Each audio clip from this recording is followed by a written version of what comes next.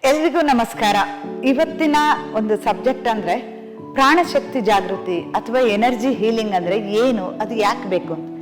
ನಮ್ಮ ಒಂದು ವೈದ್ಯ ಪದ್ಧತಿಯಲ್ಲಿ ಅದನ್ನ ಕಂಪಲ್ಸರಿ ಮಾಡಿದ್ವಿ, ಎಲ್ರಿಗೂ ಕೊಡ್ಲೇಬೇಕು ಅಂತ. ಯಾಕೆಂತಂದ್ರೆ ಜನರಿಗೆ ಅದ್ರ ಬಗ್ಗೆ ಅವೇರ್ನೆಸ್ ಇರೋದಿಲ್ಲ. ಸೊ ಎಲ್ಲಿದೆ ಎನರ್ಜಿ, ಅದನ್ನ ಹೇಗೆ ತಗೊಳ್ಳೋದು, ಅದು ನಮ್ಗೆ ಏನಕ್ಕೆ ಬೇಕು ಅನ್ನೋ ಕ್ವಶನ್ಸ್ ಬರುತ್ತಲ್ವಾ.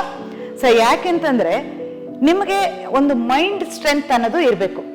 90 to 95% ಡಿಸೀಸ್ ಬರುವಂಥದ್ದು ಸೈಕೋಸೊಮ್ಯಾಟಿಕ್ ಡಿಸಾರ್ಡರ್, ಅಂದ್ರೆ ಮಾನಸಿಕವಾಗಿ ನಾವು ಸ್ವಸ್ಥವಾಗಿ ಇಲ್ಲದೆ ಇರೋದ್ರಿಂದ ಇದೆಲ್ಲ ಪ್ರಾಬ್ಲಮ್ ಬರುವಂಥದ್ದು. ಅದು ಫಿಸಿಕಲ್ ಲೆವೆಲ್ ಅಲ್ಲಿ ತೋರಿಸ್ತಾ ಹೋಗುತ್ತೆ. ಸೊ ಯಾವಾಗ ಮೈಂಡ್ ಸ್ಟ್ರೆಂತ್ ಅನ್ನ ಹೆಚ್ಚು ಮಾಡ್ಕೊಳ್ತೀವಿ, ಅದಕ್ಕೆ ಕೆಲವೊಂದು ಮೆಥಡ್ಸ್ ಅನ್ನ ಯೂಸ್ ಮಾಡಬೇಕು. ಆಗ ಮಾತ್ರ ನಿಮಗೆ ಫಿಸಿಕಲ್ ಲೆವೆಲ್ ಅಲ್ಲಿ ತುಂಬಾ ಸ್ಟ್ರಾಂಗ್ ಇರ್ತೀರಿ, ಯಾವುದೇ ರೀತಿ ಕಾಯಿಲೆ ಬರೋದಿಲ್ಲ, ಯಾರ ಮೇಲೆ ಯಾವತ್ತೂ ಡಿಪೆಂಡ್ ಆಗೋದಿಲ್ಲ. ಹಾಗಾದ್ರೆ ಅದು ಏನು ಅಂತಂದ್ರೆ ನಿಮ್ಗೆ ಅದು ಅನುಭವಿಸಿದ್ರೆ ಮಾತ್ರ ಅದ್ರ ಬಗ್ಗೆ ಗೊತ್ತಾಗೋದು, ನೀವು ಫೀಲ್ ಮಾಡಬೇಕು, ಇಲ್ಲ ಅಂದ್ರೆ ಗೊತ್ತಾಗೋದಿಲ್ಲ.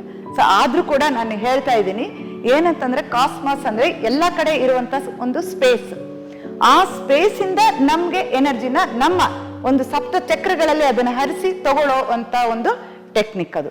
ಸೊ ಅದರಿಂದ ನಮ್ಮ ಎನರ್ಜಿ ಯಾವ ತರ ಹೆಚ್ಚಾಗತ್ತೆ ಅಂದ್ರೆ ಜಸ್ಟ್ ನೀವು ಅವತ್ತಿನ ದಿನನೇ, ಅದು 3 ರಿಂದ 4 ಗಂಟೆಗಳ ಕಾಲ ಹೀಲಿಂಗ್ ಇರುತ್ತೆ. ಸೊ ಅವತ್ತೇ ನಿಮ್ಗೆ ಬಾಡಿ ತುಂಬಾ ಲೈಟ್ ಆಗುತ್ತೆ, ಯಾವುದೇ ರೀತಿ ನೋವಿದ್ರು ಕೂಡ ಕಡಿಮೆ ಆಗ್ಬಿಡುತ್ತೆ ಅಲ್ಲೇನೆ. ಅಂದ್ರೆ ನೀವು ಜಸ್ಟ್ ಥಿಂಕ್ ಮಾಡಿ ನಮ್ಮ ಮೈಂಡ್ ಪವರ್ ಯಾವ ತರ ಇರುತ್ತೆ ಅಂತ. ಸೊ ಅಷ್ಟು ಪವರ್ಫುಲ್ ಹೀಲಿಂಗ್ ಟೆಕ್ನಿಕ್. ಹಾಗೇನೆ ಅದಕ್ಕೆ ಆಯಾ ತತ್ವಗಳ ಆಧಾರಿತವಾಗಿ ಕೆಲವೊಂದು ಕ್ರಿಸ್ಟಲ್ ಕೊಟ್ಟು ಅದ್ರ ಮೂಲಕ ಕೂಡ ಹೀಲ್ ಮಾಡುವಂಥದ್ದು.